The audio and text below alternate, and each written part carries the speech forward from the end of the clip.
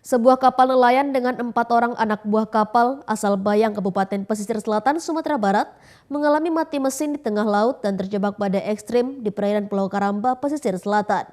Proses evakuasi abk nelayan tersebut berlangsung dramatis selama 2 jam oleh petugas Basarnas dengan menggunakan kapal operasi Basarnas.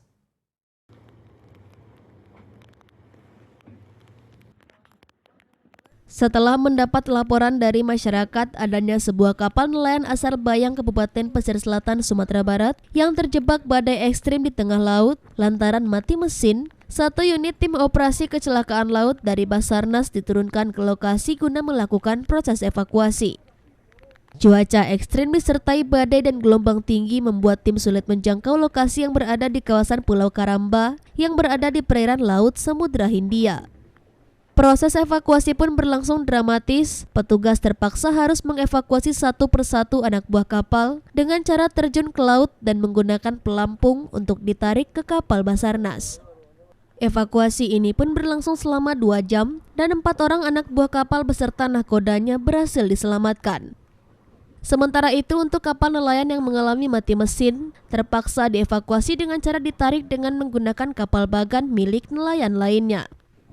Selanjutnya korban dibawa ke dermaga Painan Pesisir Selatan untuk mendapat perawatan medis karena sudah terapung di laut selama 5 jam akibat kapal mereka yang mengalami mati mesin.